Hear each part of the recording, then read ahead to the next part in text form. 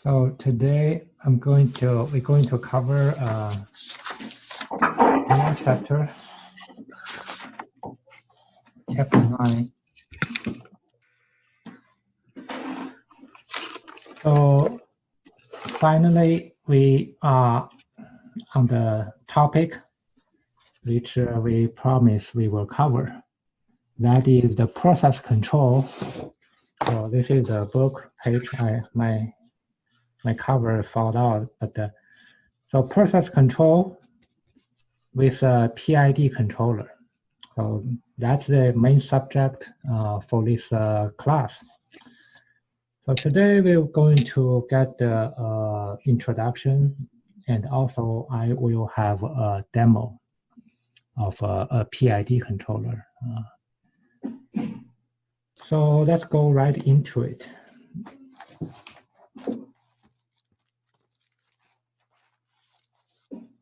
For the first topic, today we have 4 topics. So the first topic will be the process control characteristics.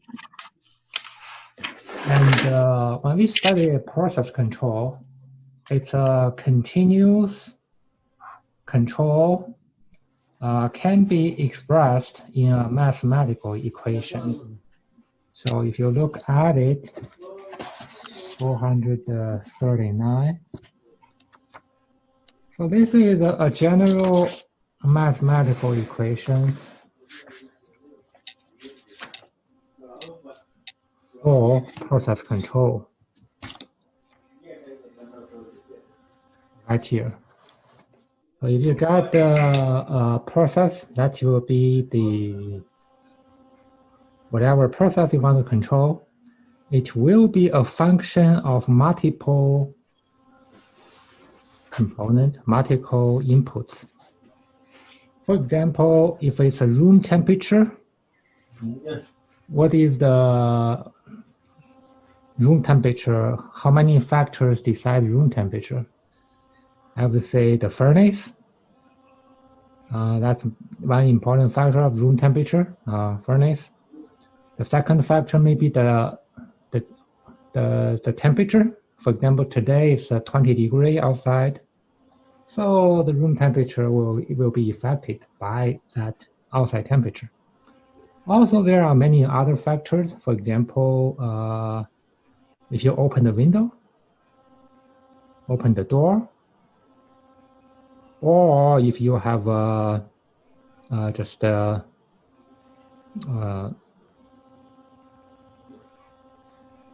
for example, open exhaust fan. So there are many factors to decide the room temperature. So in this case, we might have 1, 2, 3, 4, maybe 5 variables, which altogether determine the room temperature. And this is F is a mathematical function. This mathematical function is unknown. Yeah, you can actually do math modeling and figure out exactly what the mathematical functions are. But in majority of the process control situations, we don't care. So that's the first topic. The process control is a math equation, and all of this math equation, on the left side is the process we want to control. On the right side are the several variables which consist of a mathematical function. And then all of these variables, some are called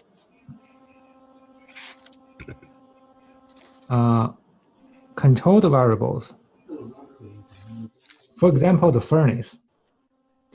So in the room temperature example, the furnace is something we use to control the room temperature. Although there are maybe 10, 20 different variables ultimately decide the room temperature, but the only thing we control is the furnace. So all those variables, the furnace is the controlled variable. That's how we control the output. And then out of all those variables, one of them are called loads. The loads can be the square feet of your house. That's an important factor to decide the room temperature contribute. So if you had a new bedroom, obviously your house temperature will change because there's a bigger square footage. So that factor is uncontrolled, and we use call a load. And how about the rest? So some are called out of the equations. Some are the controlled variables. Some are called the load. The rest are called disturbances. The disturbances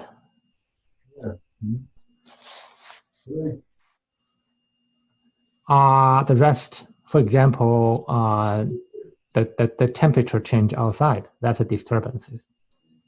You open the window, that's a disturbances. All the disturbances are also not controlled. You cannot control whoever lives inside the house may all of a sudden open the window or open the door. So that are all called disturbances. So out of this equation, that's the process we want to control. And then you have load, you have something you control, and then the rest are all called disturbances. So, and they all create this one big mathematical equation.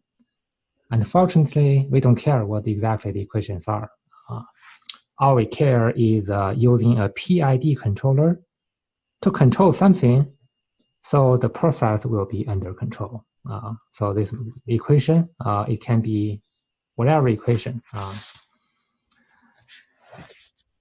So that's our second topic, the load and the control and the disturbances. The third topic will be the control lags. All the process control, for example, you turn on the furnace. The result is not usually instant. So that's called a control lag, process lag, that's called process lag. So what is the process lag? Process lag means physics. So if you have a big house, you turn on the furnace, the temperature will not rise instantly. So you have this physics going on, inertias. You have a big house, to heat, it takes longer to warm up the whole house. So that's kind of a lag, is called a process lag. So process lag is something obviously very important. Some process has huge lags, like the temperature of your house. Some process have almost no lag. That will be the example I will go into demo. In this example, I will control the lights of this LED. So when I control the LED light, it's instant. When I put more power through LED, the brightness of LED will instantly change with almost no delay. So in this control, there's we can say zero process lag. In our example, we will do a incubator. The incubator, there is, for example, 10 minutes of process lag because this shoebox, although it's not big, but it still take a while to have the temperature go up and go down. So if you want to control that temperature, the first thing you want to study is the process lag. The second lag will be called control lag.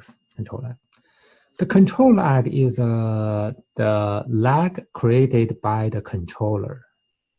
So, for example, in our incubator example, we're going to do, the project we're going to do, the controller will cycle, for example, every 4 seconds.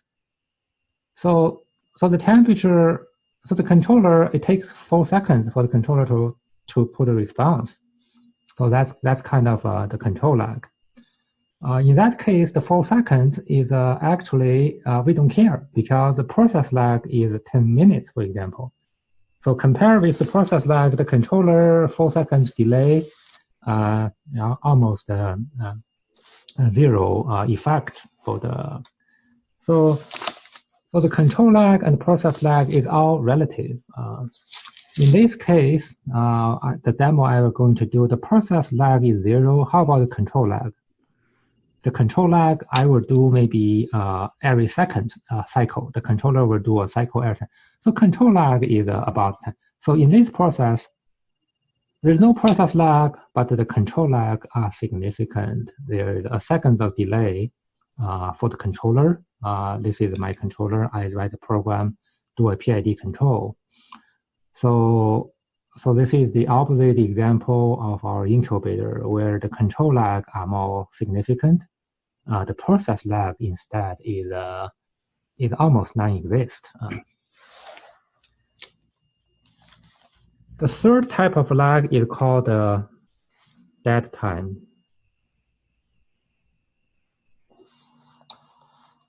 So for a typical control system, there's a process lag, there's a control lag. The last one is called the dead time. So what exactly is dead time? I felt everybody will understand that time instantly if I use this example of having a shower. So everybody had a shower in the morning, right? I assume everybody did, every day. So maybe you have twice a day. Okay, when you're having a shower, you want to control the temperature, right? So what happens if you turn the temperature high? You have to wait maybe 2 or 3 seconds because the temperature you changed, it takes 2 or 3 seconds for that temperature change to arrive at a shower head. And you acted as a sensor. So the dead time is usually the time you make a change until the time the sensor actually measured the change. So the dead time, when you're taking a shower, dead time will be very significant factor. You change the temperature high, you have to be patient.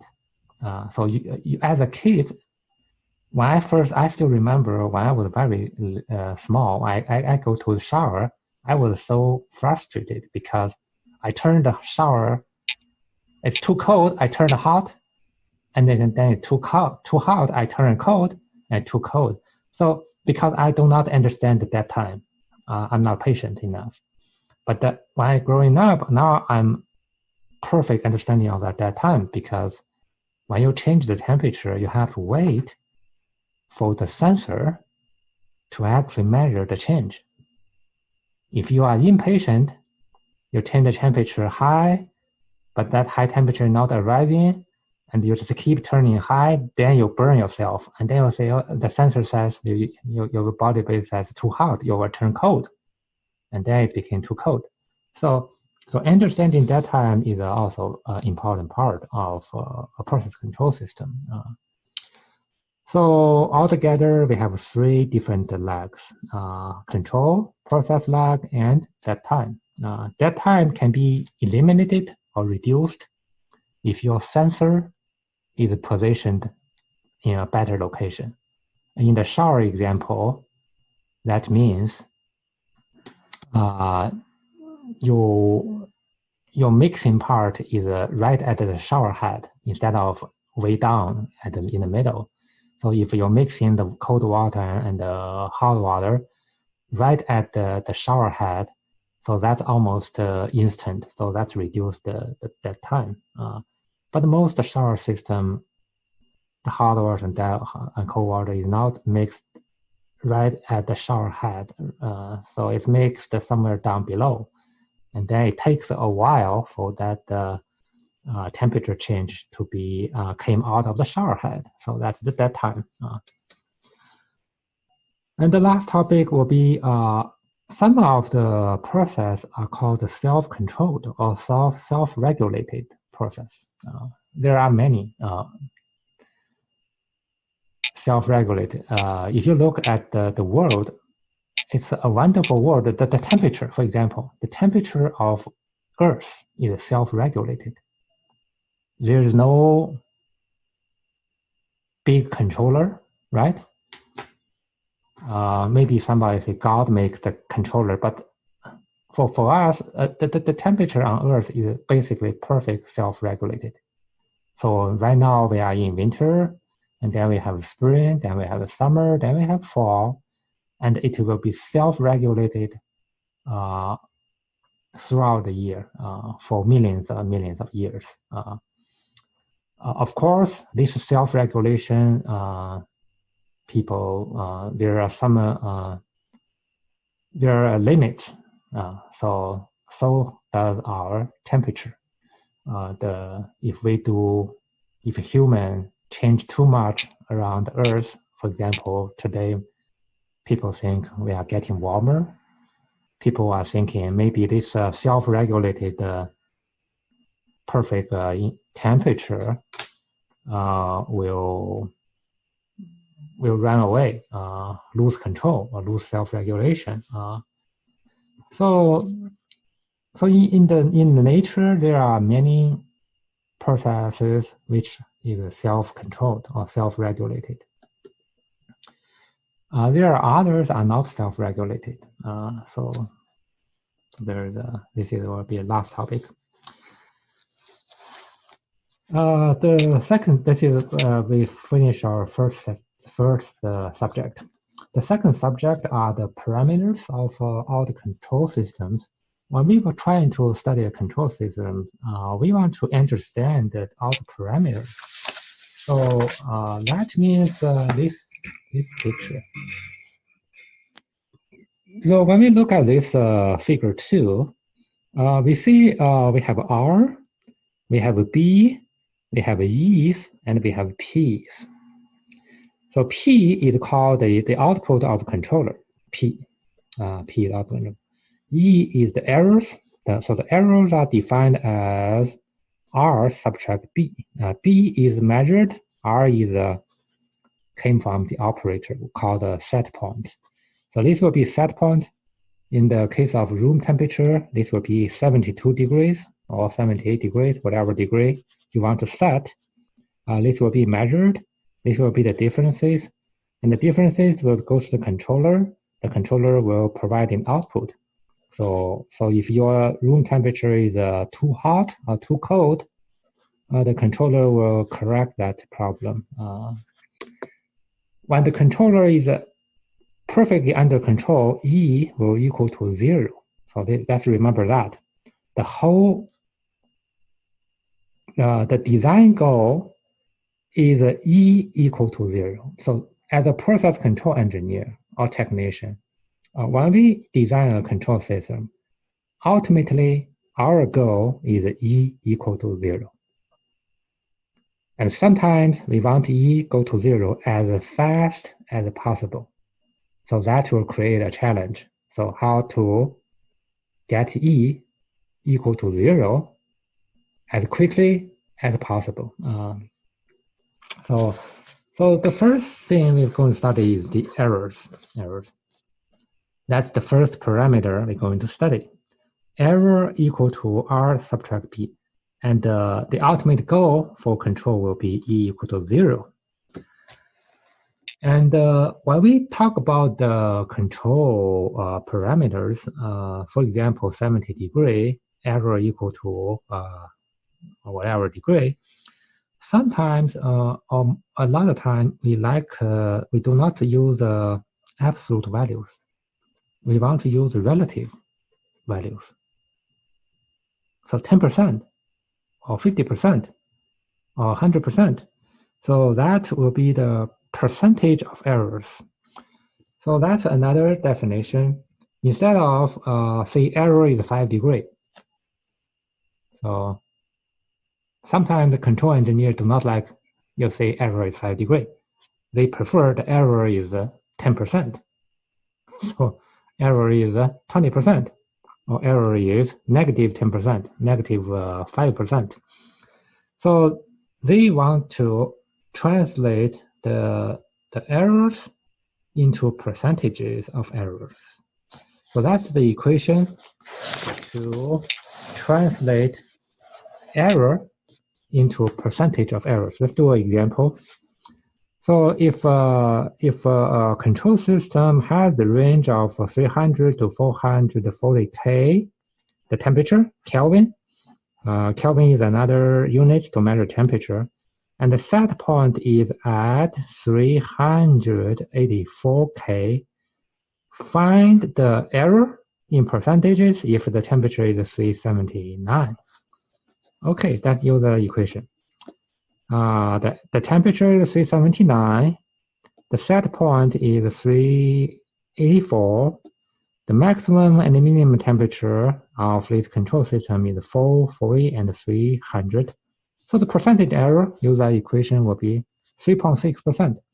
So instead of saying the temperature is, in this case, 5 degrees off, right? That's the set point temperature. That is the measured temperature. So the measured temperature is 5 Kelvin off. So 5 degrees off. But instead of say 5 degrees off, we say 3.6% off. So that's another way to just communicate. So that's actually a big part of this control industry is people trying to communicate using familiar terms. So that's a term a lot of people familiar, percentage of errors. So they use that to communicate instead of, because 5 degree, maybe 5% error, maybe 100% error. So you don't have a scale of how much the error is relative. So once you say 3.6%, so you get an idea it's a 3.6% off. But if you say 5% off, 5 degree off, you get no idea. It might be 10% off, might be 100% off. How big a deal is 5 degree off? In this case, it's 3.6% off. So that's sometimes are preferred. Actually, many times are preferred for a control system. It deals with percentages instead of absolute numbers. We use relative numbers. Of course, if you use relative numbers, the first thing you need to do is to understand the variable range. So that's the range, maximum and the minimum. So you can only get a percentage if you have a range, right? So if the range is, for example, 5 degree, then 5 degree off means 100% off. If the range is 50 degree, then 5 degree off means 10% off. If the range is 500 degree, then 5 degree off means 1% off. So that's not a big deal, 1% off. So all the control variables and all the variables in the control system have a range. So the range is a particular for each system, has different ranges. So so the set point has a range. The measured has a range. The errors has a range. The controller output has a range. For example, the controller output, if it's a pneumatic, the controller output will be 3 to 15 psi. That's the range of controller output. 3 psi minimum, maximum controller output will be 15 psi. That's it. How about this set point? Also has a range. So you can set it, for example, 0 degree, 50 degree, 100 degree, maximum. Has a range. so does the measured has a range. So everything has a range. Once everything has a range, then we can calculate the percentages of all the parameters. So that's another equation. It's similar to the previous one, but a little different.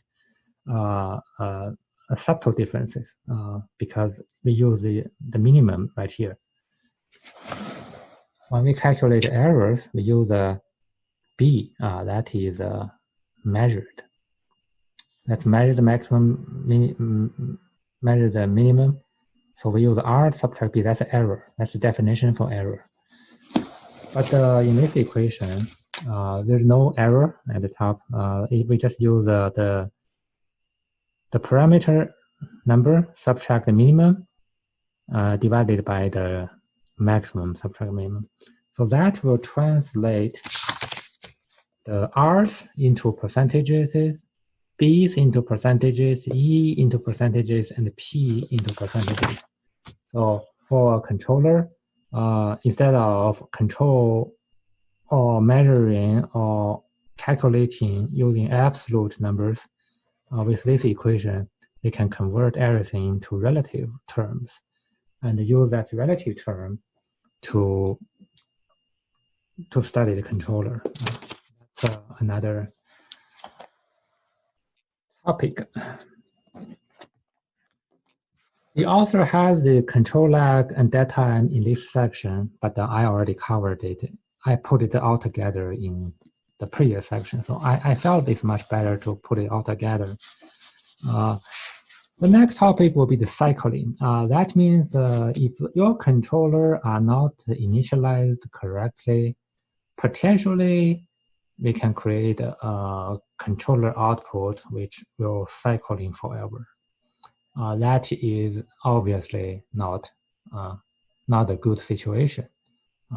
So cycling can be is something we're trying to avoid. We want our controller to be steady, not cycling. So that's the last topic will be the two controller actions. One is called the reverse action, one is called the direct action. This is actually very important. When we dealt with a real world problem, when you have to control something, you have to make sure if your control system is reverse action, that means if you increase the controller output, actually the process will decrease. The process will decrease. Or direct action. Direct action means you increase the controller output, your temperature will go up. That's the controller we're going to design in our incubator case. So in our incubator case, our controller output increase, the temperature will increase because the light bulb will have more energy. So our project is called direct action. This demo I have right here called the reverse action. We will show the reverse action later. So what happens is when my controller send a command, send a bigger number, say increase my output, actually the light will go down. So this is called the reverse action. So that the LED will be dimmer when my output is higher. So that's called the reverse action. It so happens because the way this system is designed, I can redesign the system to make it a direct action, of course. But it doesn't matter. All you need, but it's a very important issue because it's directly related how the controller mathematics happens inside the controller. If it's direct action, everything will be positive additions. If it's a reverse action, everything have to be negative. So reverse action and direct action, very important practical issues. If you don't pay attention, you are doing exactly the opposite. When the room temperature, you need to turn on the furnace, but you turn on the air conditioner, right? That is a terrible situation. So you have to make sure it's a reverse action or direct action. Now we move to the third topic. Third topic will be the discontinuous process control.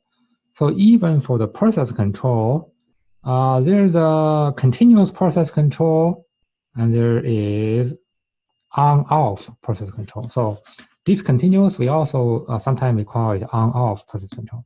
I'll give you an example of on-off process control. That will be your furnace. So what happens is, this is your room temperature. What happens is when your temperature is too low,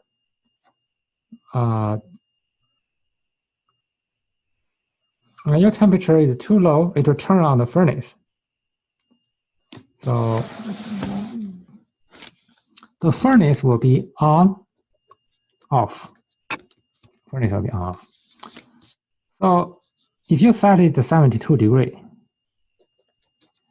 when it's above 72 degrees, there is a called a neutral zone. Neutral zone. The neutral zone, for example, if the neutral zone is plus or minus 1 degree, so it will turn on at 71 degree. It will turn off at 73 degree. So that's your control of your furnace. On at 71 degree. So at 71 degree, the furnace will turn on. And then it will, your room temperature will go up. It will go to 72. Then when it reaches 73 degree, the furnace will turn off.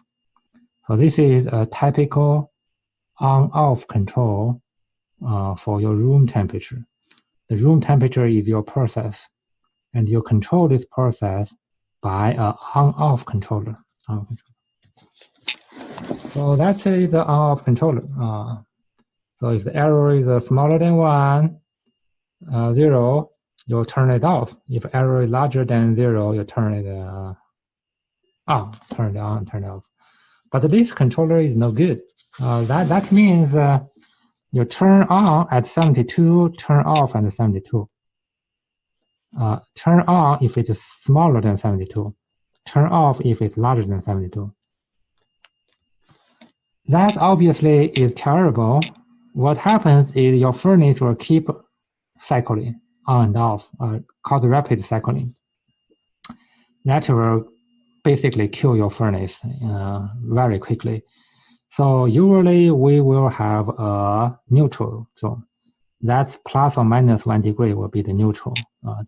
So the neutral zone, if it's plus or minus 1 degree, 71, 73, the neutral zone will be 2 degrees.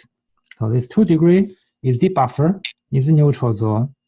Some thermostat actually this differential gap can be changed. So if I say plus minus 2 degree, so instead of turn on at 71, I turn on at 70 and turn off at 74 degree. So the buffer will be 4 degree, right? In this case, the neutral zone will be 4 degrees apart. So this on-off control, a neutral zone or differential gap, whatever you call it, it doesn't matter how you call it, you have to have a buffer. That buffer will be the difference between on and off. So in this case, it's 4 degree apart. That will help to keep your equipment last longer. Otherwise, it will cause damage.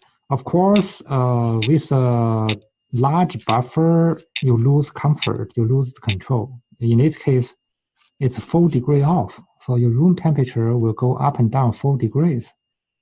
Can you handle that? Yeah, not a problem for me, but maybe some situation, some application, that is not acceptable. So in that case, you need maybe a better solution. For example, a PID controller. But in the room temperature case, Number one, the process lag is huge. So if you turn on the furnace, you have to wait minutes, if not hours, for the temperature actually change. So the process lag is huge, and also the neutral zone can be very large. So in that case, on-off control is a perfect scenario for on-off controller, because on-off controller obviously are simpler and inexpensive than PID control.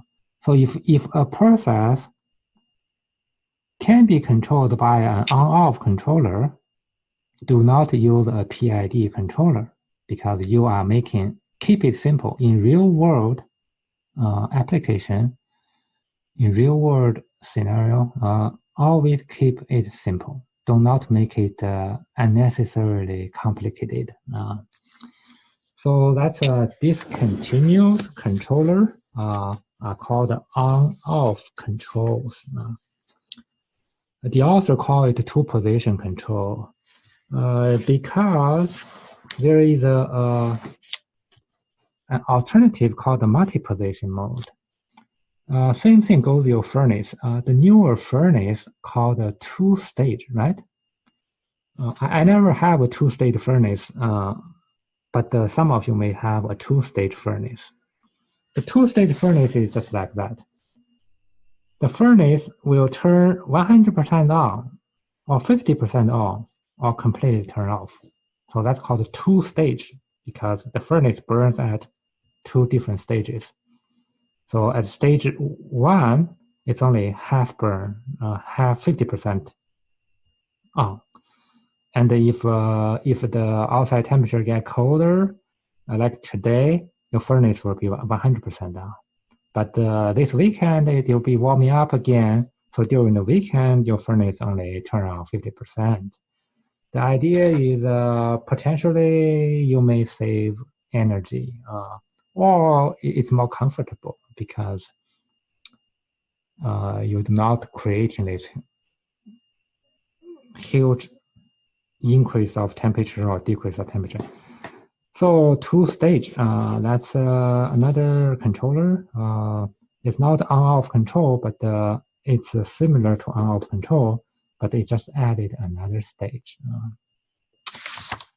So to sum up, certain process, like the temperature of your house, can be perfectly controlled using discontinuous controller.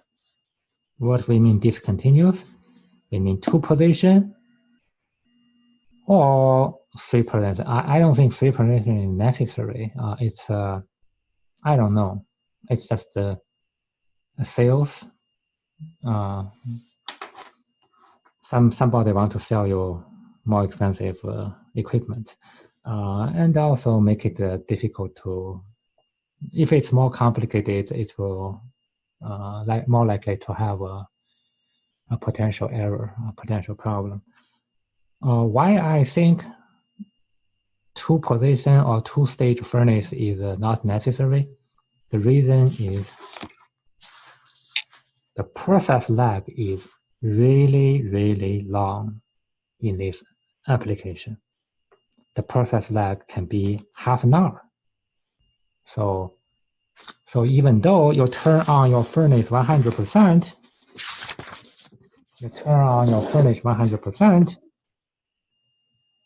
you are not making your room temperature too hot, too quick. So the idea of turning on your furnace 50% is if you do not turn on your furnace 50%, you turn on 100%, your room will be unbearably hot. And that's not the case for almost all the applications in furnace, unless you have a huge furnace and a tiny house. So you have a tiny house and you have a huge furnace, a big furnace, and it's turned on, and instantly your tiny house became too hot inside. You cannot. Then in that scenario, you need the two-stage furnace. That means turn the furnace 50%, because turn the furnace 100% will be too hot. In most applications, the process, in that case, process lag is too long, too short, maybe a couple seconds, or maybe less than 1 minute. But in the majority of the furnace applications, the process lag is hours. I have to wait for hours for my house to completely warm up when I turn on my furnace. So I don't need a two-stage. Absolutely an overkill in that kind of application. So that is the third topic. The last topic will be the real topic. We promise everybody on the first lecture, I said we're going to study a controller called a PID controller. Today, finally, so the last topic will be PID controller. So the PID controller is something we call continuous controller. So the output, instead of on and off, will go from 0 to 100%, 0 to 100% continuously. So we are control something either not completely turned on or completely turned off. Instead, we control anywhere in between, from 0 to 100%, 50%, 70%, 30%, 20%, whatever required to get the process under control. So this is called continuous control because the output of the controller is continuous. So when we talk about continuous, we call the output of the controller. So output of controller is continuous. The output of controller. So it's continuous controller. So the controller inside has 3 mathematical functions. The first are called the proportional. The second are called the integral. The third are called derivative. So let's look at the first. First, called the proportional. So this is the proportional controller output. That's your error. You multiply a k. K is a constant. Can be 0.1, can be 0.5, whatever. K is set by the engineers. So that's the tuning part. When you tune a PID controller, K is something you want to change. So overall, a PID controller will look like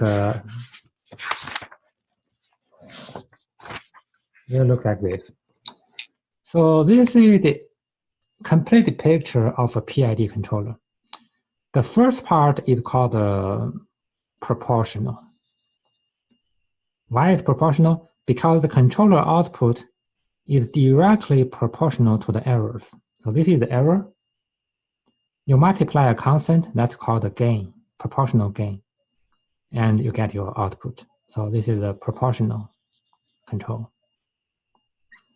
The output is proportional to the error. So that does make sense. So if, for example, your room temperature is 5 degrees off, if K is 1, then my controller will be 5 multiplied 1 equal to 5, right? Usually we use percentages.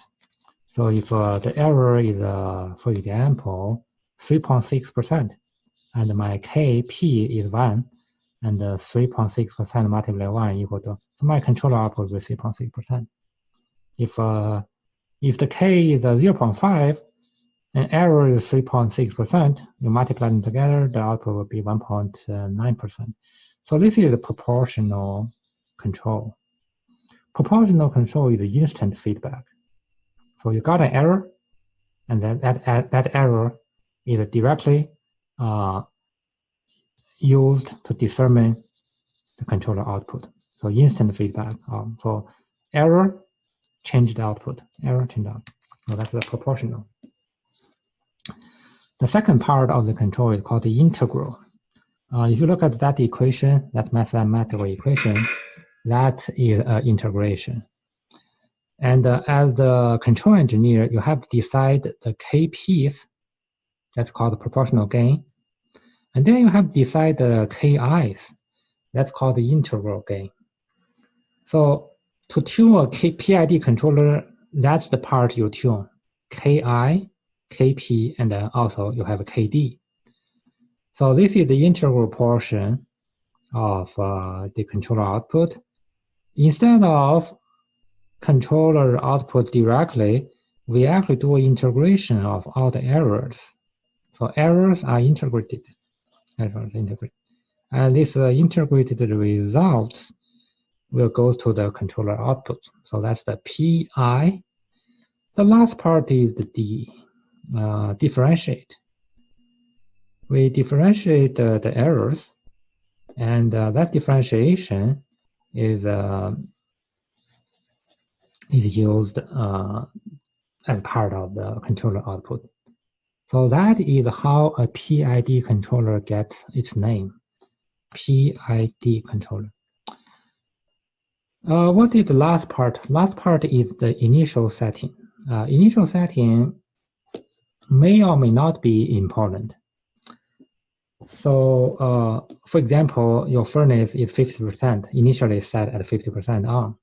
So that's initial setting. So to tune a controller, basically you have a K, I, KP, and the KDs to decide. The controller we purchased do exactly the same thing. So you need to change all those Ks. So your controller will be working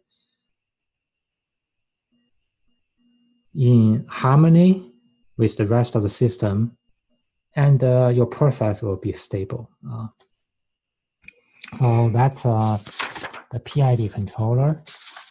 The PID controller, like I said, is the most popular controller in the industry for process control for very obvious reasons. All the reasons are P is instant feedback. So the controller will have instant response to the error. So that's the P. So that's something we wanted, instant error correction. I is the most important, in my opinion, for a typical process control. I is something we call automatic reset. Automatic reset. So this automatic reset function of I is the most important function of the PID controller. Basically, it will automatically get the process under control with integral function. This can be hard to understand. How can the integral automatically reset? Hopefully, with my demo, this will be very easy to understand. So we can spend the whole semester talking about math equations. Again, you have no idea how the controller works. You are still lost. But I hope with this demo, just within an hour, we get a very clear idea. The I will be automatic reset. How about the D? D will be, let's use author's word. I think authors make a very good, what about D? E, let's read this D. Suppose you were in charge of control a variable. At the time t0, you help her year out the error is 0. So what you want to do when error is 0? Error is 0 means everything is perfect, right? So you want to stop any action. But what happens if this is a scenario?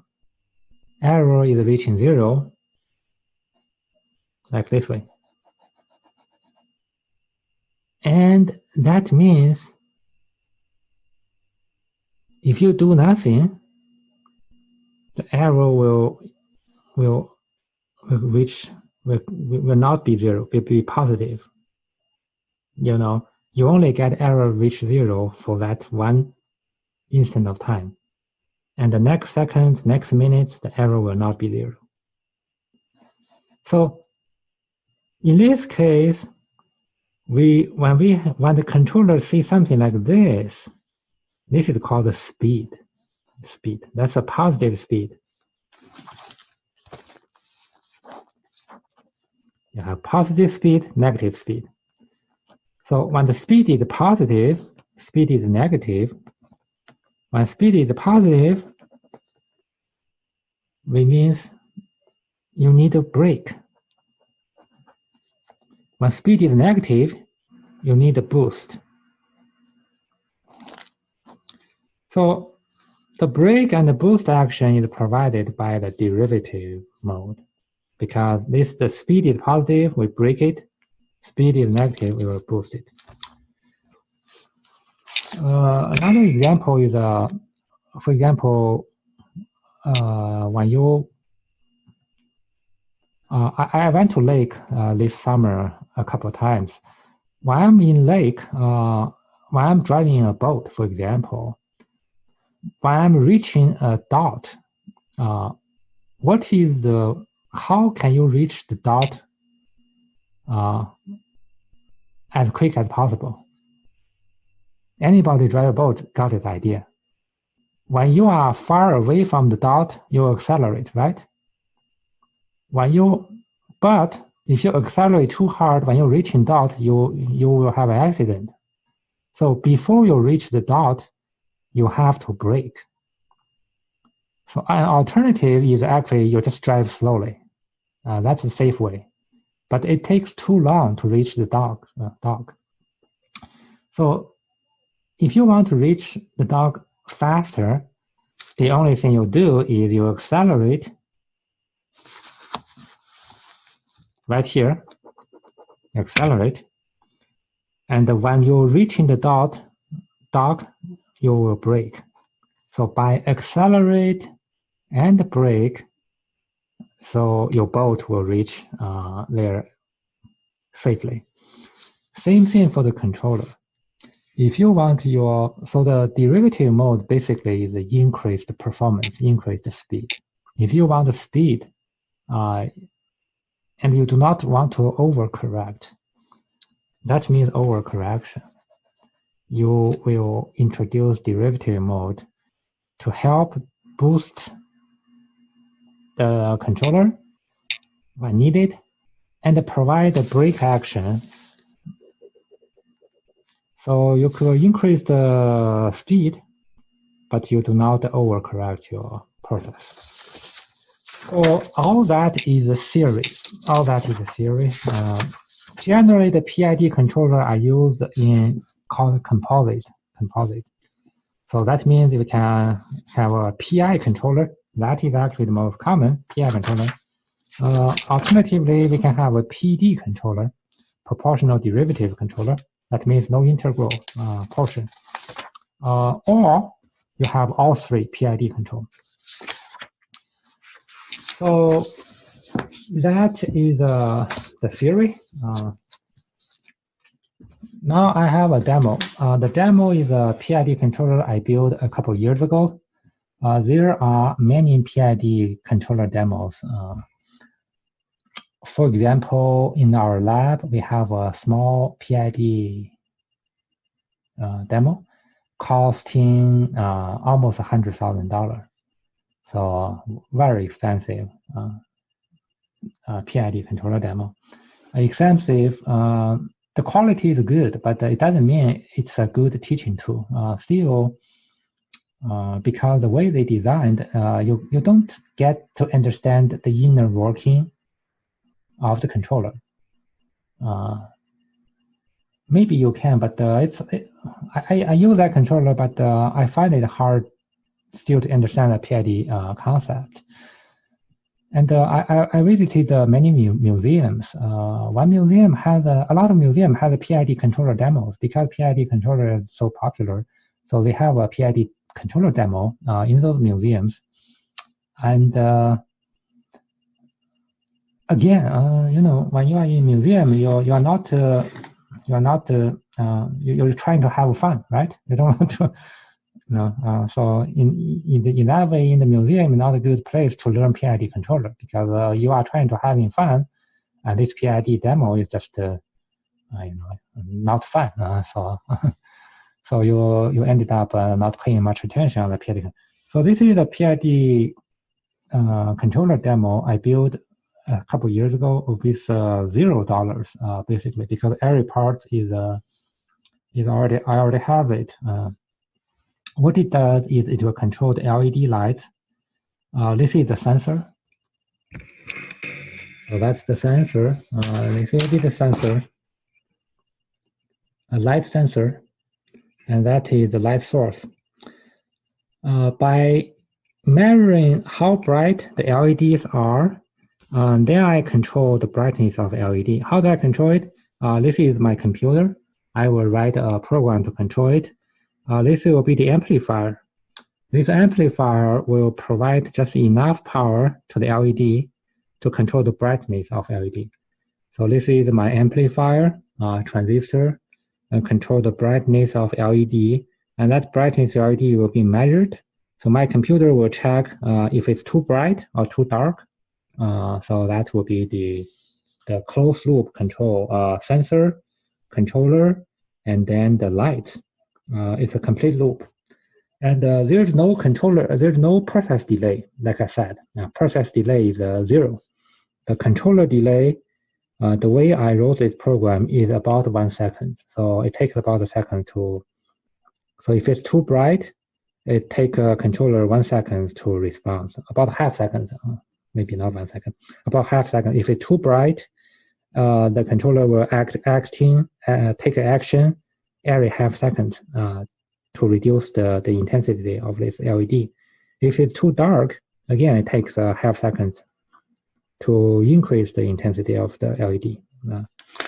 So that's the hardware. Let me show you the software where I control this.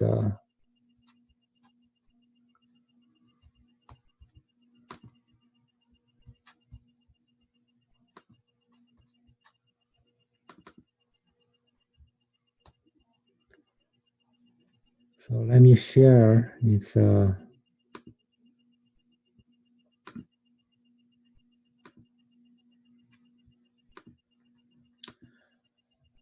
So this will be the software. I wrote it.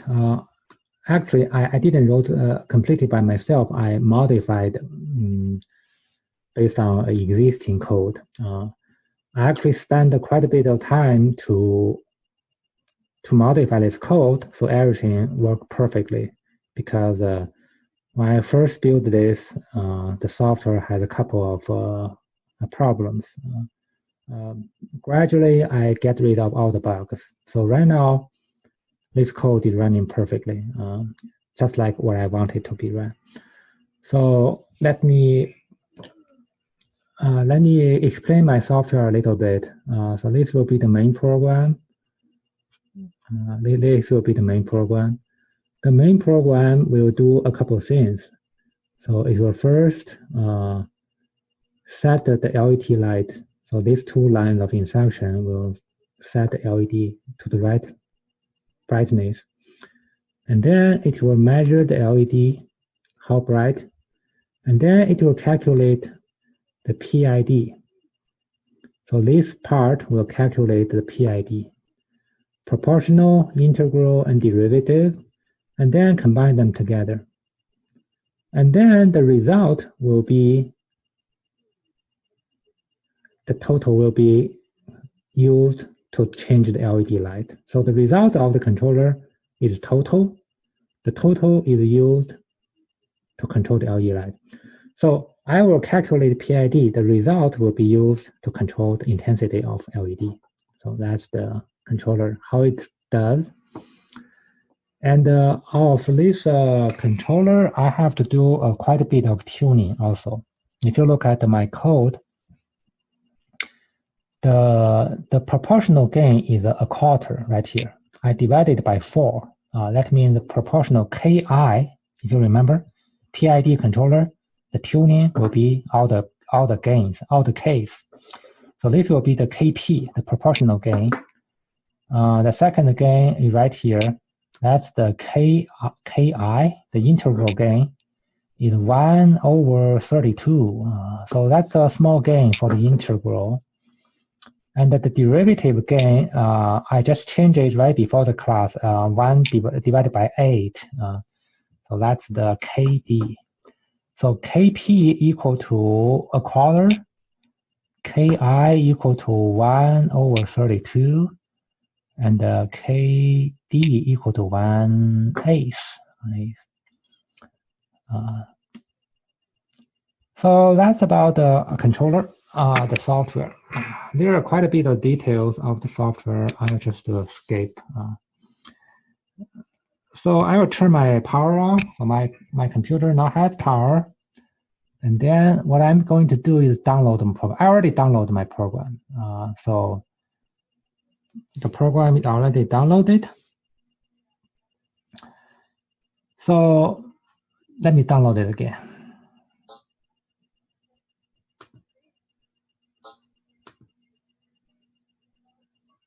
So the program is downloading.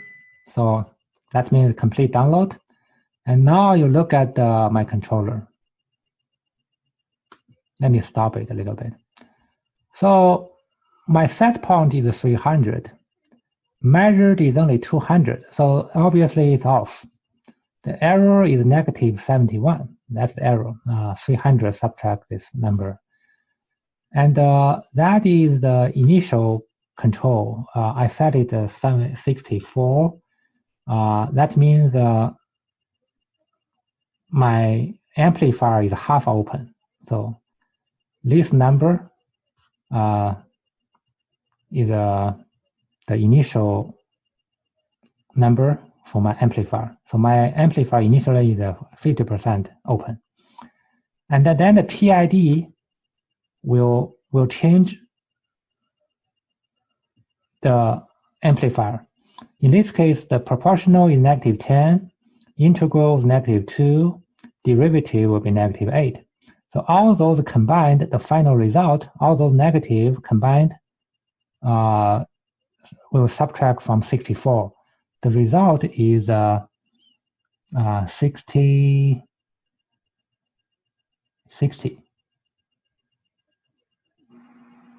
Result is 60.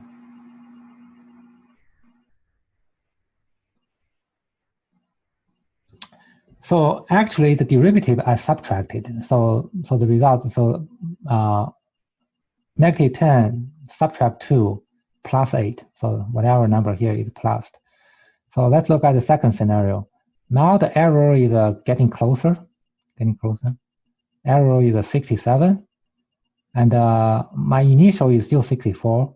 That initial never change. But the PID will change. So now the total output, the actual amplifier output will be 50%. So if I download it again, if you see that,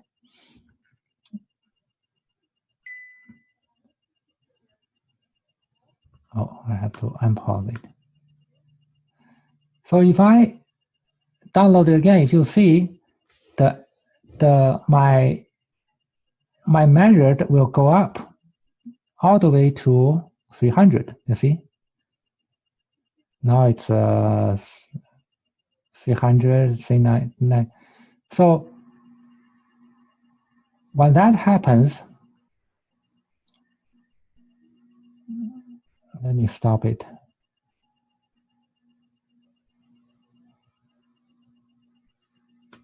When that happens, we noticed the initial is still 64. The proportional is 0. Why proportional is 0? Because there is no error. The measured is 297. My set point is 300. So if measured the 297, there's no error. There's a little bit of error, but that error is basically ignored. So the proportional output will be 0. So there's no correction from a proportional. The integral is -1. There's a little bit of correction from the integral. But look at, so when the process is perfectly under control, all the correction came from integral. Integral is -40. So the amplifier output is 25 instead of 64. I set it at 64 because I don't know. If I know 25 is the perfect way to control my amplifier, I will basically change my code. So if I change my code to 25 or 23, whatever, let me change my code. So the code here, if I change it to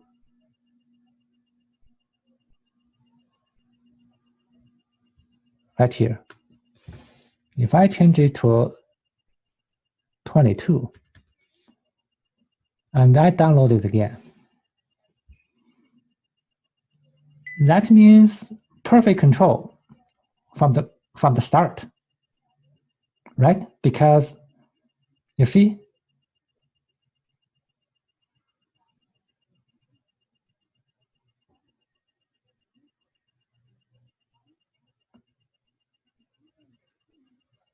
it's perfect control from start.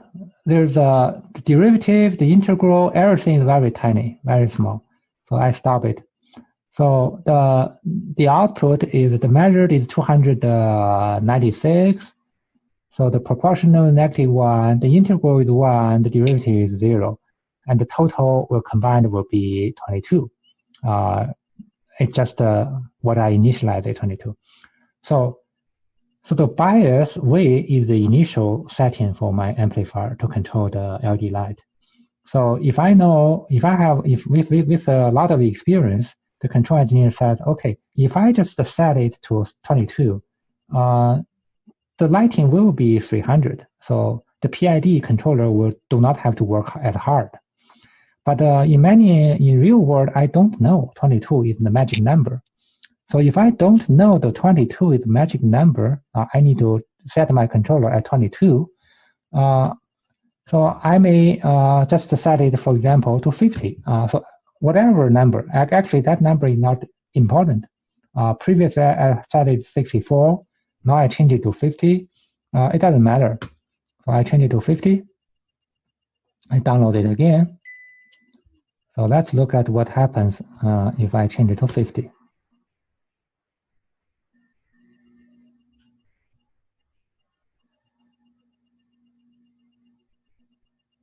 Again, the error will gradually reach 0.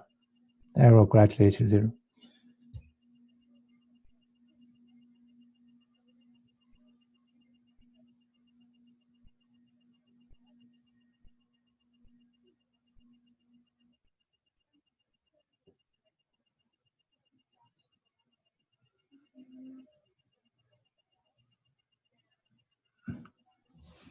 When the error reaches 0, if you look at it, the bias, the initial setting is 50, but the proportional is about 0, proportional. The integral, that's why I always said the integral is the most important. The integral will do almost all the control. The integral is -26 or -27. The derivative is either 1 or 2 or is insignificant. So when the controller is under perfect control, the proportional will always be 0 because the error is 0. The derivative is also 0 because the error is 0. But the integral will be the main factor which will correct your initial setting. My initial is 50, but I need 24 or 22. How do I go from 50 to 22 or 24? By having an integral holding a -27 or -26. So 50 subtract 26 will be 24. So that will be the final control output. So final controller output will be basically determined when the process is under control. The final controller output is only determined by whatever your initial setting is. That is based on your knowledge. You can have a very good knowledge, so your initial setting will be not too far off. like you are shooting your target. You are a very good shooter. But this time we have a guided missile. So it's a missile. So even though you shoot your target randomly, again the integral part will find the target. So integral. So now you are shooting 50, but after some time, the proportional will become 0, the derivative will become 0, the integral will hold at negative 26. By integral holding negative 26, this is called automatic reset. So now we get an idea of automatic reset. Automatically reset is the integral portion. Integral always get automatically reset your controller. That means your controller will be under control. That means when you fire at your enemy, you don't have to aim perfect. So if I change this to 22 or 23, that means I'm firing my missile aimed perfectly at my target. So my controller do not have to work very hard because I'm already have a perfect aim.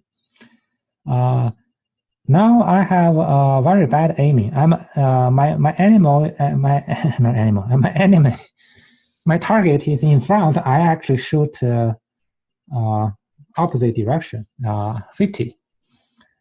But not a problem because if you see how the controller works, when I download it,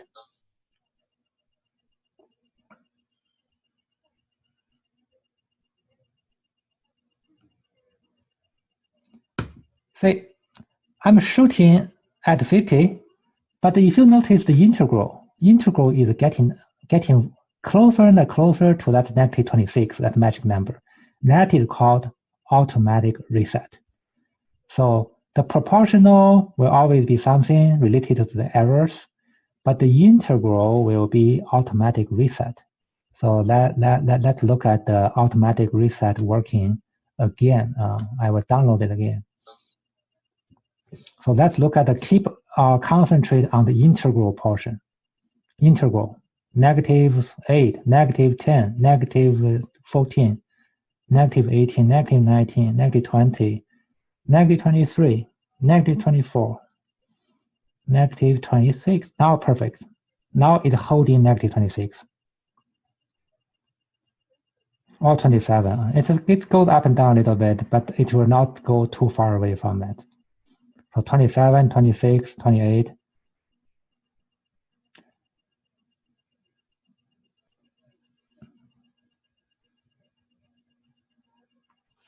So when this controller is under control, the integral is the automatic reset portion. It will automatically find that -26. So this time it's -26. If I change my bias initial into 60,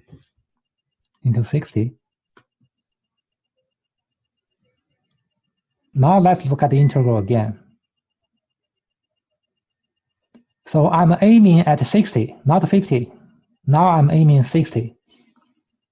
So the integral have to be 36, right? So if you look at the integral, 32, 33, 34, 35, and 36, and 37 maybe. So you see, the integral again automatically reset the controller. So the controller gets resetted automatically. So what if I change this to 0?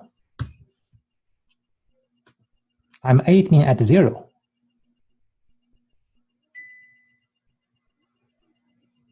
So now my bias V, my initial value is 0. Doesn't matter. Look at the integral. Integral is 20. Now it's positive. The integral became positive number. It will end it at a positive 22 or 23. So the combined result will always be perfect. So look at the integral, automatic reset, 23, 24, it will remain 23, 24. Now look at the measured. If I stop it, so if you look at that perfectly under control, right here, The initial aiming is 0, proportional is 0, automatically reset by integral, which is 23. Derivative is also 0. And set point is 300, measured is 301, error is 0. That's perfect control. So the proportional will be instant feedback. So if you look at here, you have proportionals, which instantly changes with the errors. So whatever error, you have big error, right here you have an error is a negative 29, the proportional will be negative 7. Now the error is a positive 38, the proportional error, the correction will be positive 9. So the proportional will always instantaneous feedback based on the errors. But the integral is the automatic reset. In this case, when everything is reset, the proportional will be 0, the derivative will be 0, the integral will hold that value. So as a control engineer, you don't have to shoot at your target perfectly. You just shoot, random shoot. So some controllers even ignore this setting. So you don't even realize there is an initial aiming of your target. So the controller just set it at a random number. And then the PID controller, especially the I control portion, will automatically reset the controller. So everything will be under control. So that's the demo I have for the PID controller.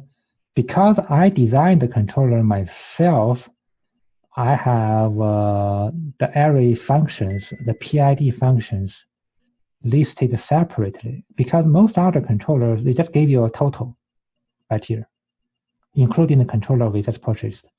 They just said total is 22. And you have no idea out of the 22 total, how much it came from the initial aiming, how much came from the proportional, how much came from the derivative. For mine, I have the perfect, so right here. So for mine, if I have everything under perfect control, the total is 22. I know this 22 total came from the bias, which is 0, proportional is 0, derivative is 0, and the integral is 22. So if I change the proportional, not proportional,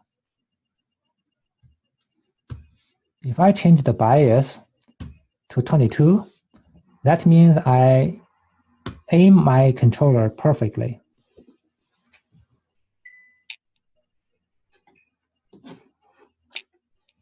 So now we got this controller. It will be the next demo about this controller is I will introduce some disturbances. So this is the disturbances I will introduce. I will have a flashlight. So when I put a flashlight on my control system, I create disturbances. These disturbances will cause problems for my controller. You see, now my controller have big errors. But not a problem, because this controller will automatically reset itself.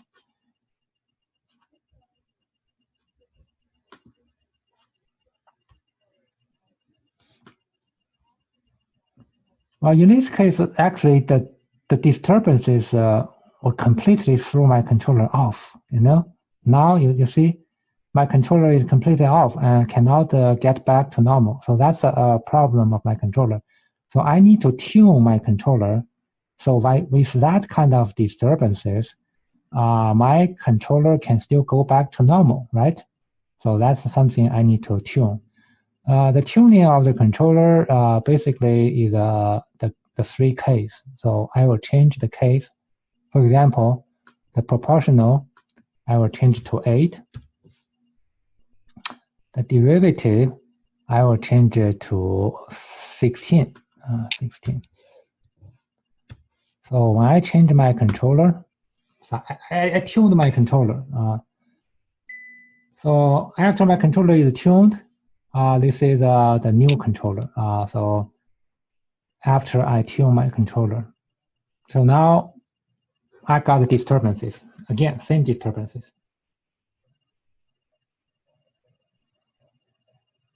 Now I remove the disturbances. Notice my controller will respond.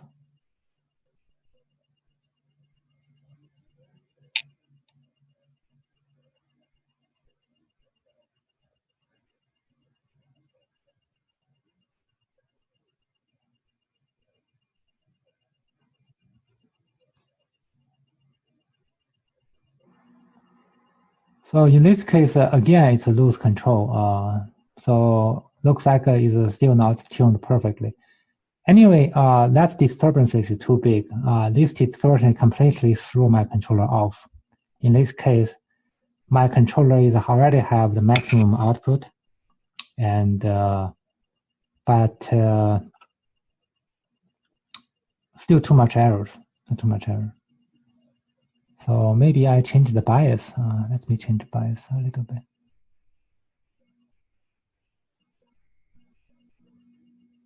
I don't think change bias will work this time. So now my controller again is thrown off because the disturbance is too big for my controller to handle.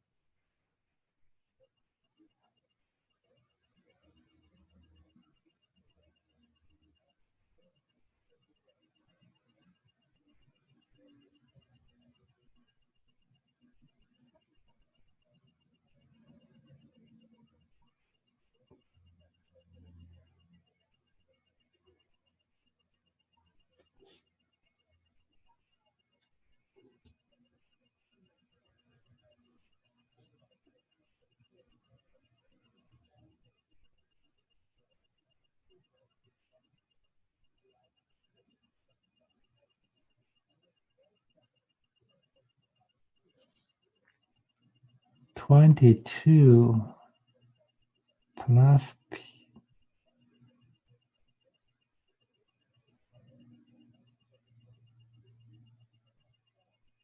I think there is a problem with my controller. Anyway, right now the controller is not under control.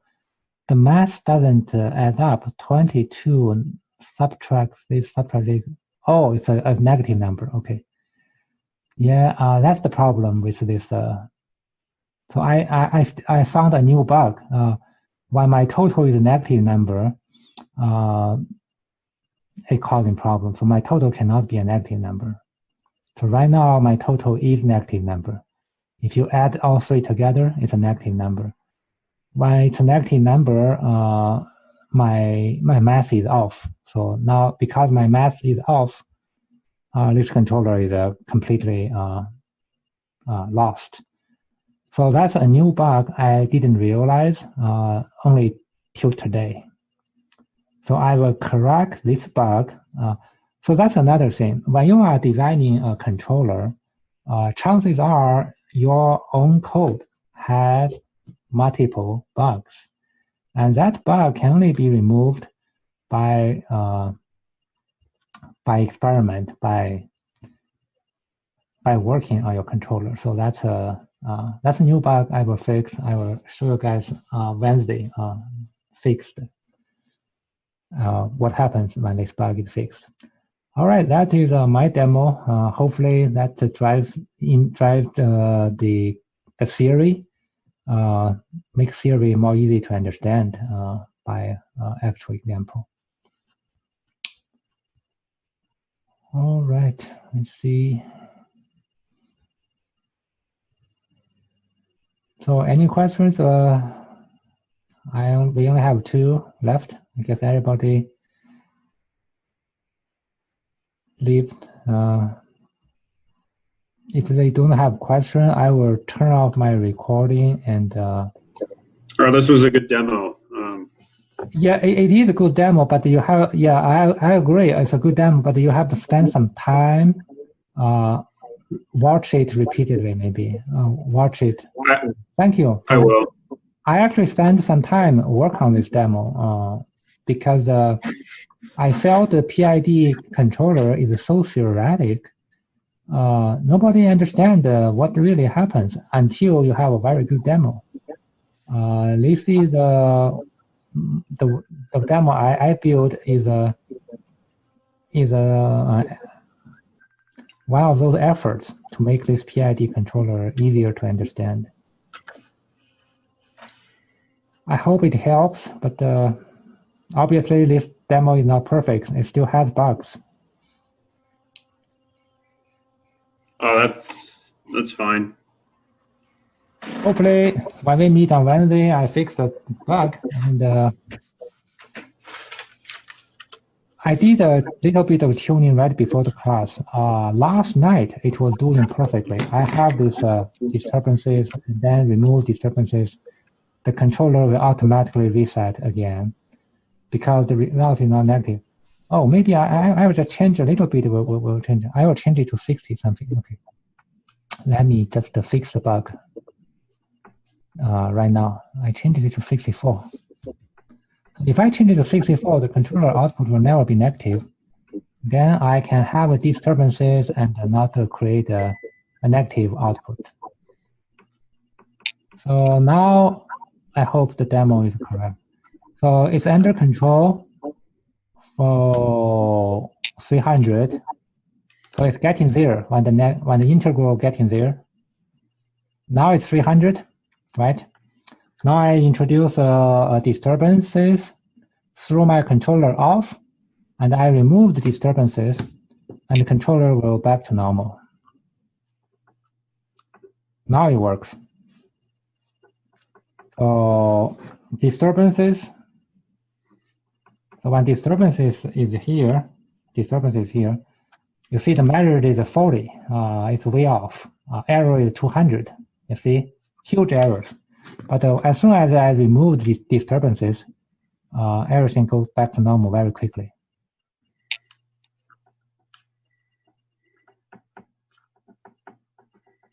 All right. Disturbances. Remove disturbances. Go back to normal almost instantly. 300. When everything goes back to normal, again, the automatic reset is done by the integral. You see? The integral is negative 64 or 63. The integral is 43 or 44. The proportional 0, the derivative is 0. The bias is 64. Subtract 43. Total is 21. That's actually what we wanted, 21. All right, thank you. I will stop recording and I will see you guys on Wednesday. Yeah, see you Wednesday. Takes too long for me.